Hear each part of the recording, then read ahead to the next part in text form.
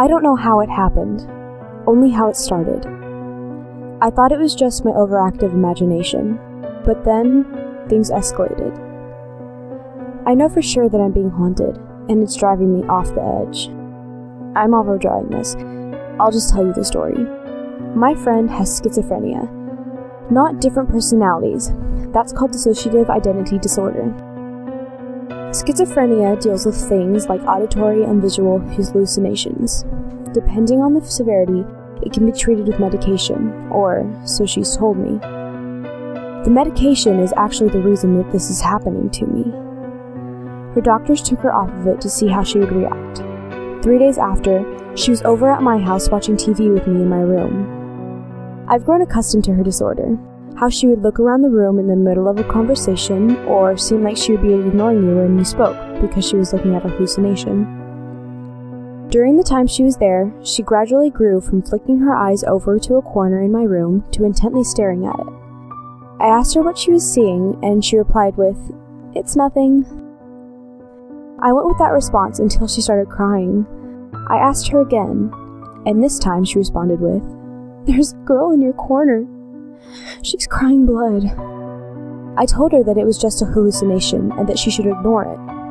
When I said that, she looked at me with such fear in her eyes that I was paralyzed. She said that I shouldn't say that.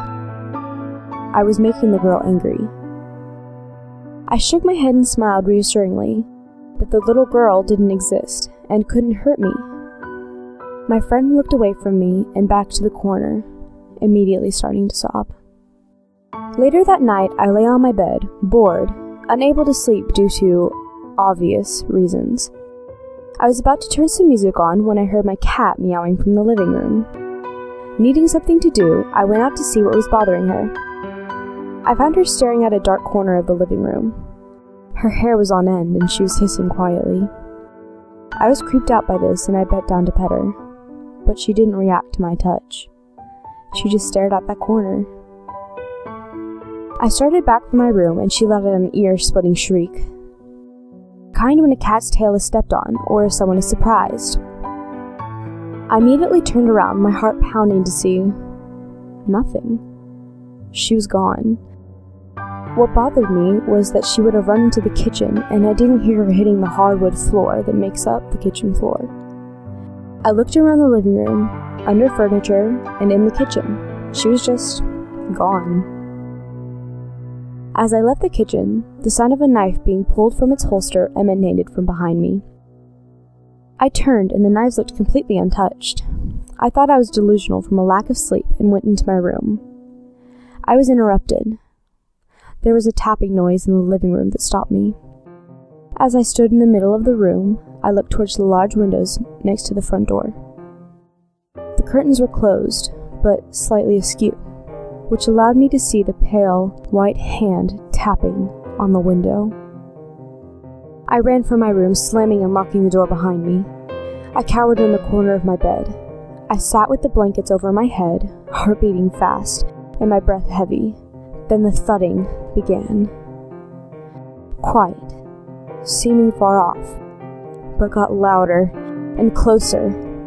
My back was to the wall of my room, that wall being the outside wall of my house, and the thudding increased till I could feel it right behind me.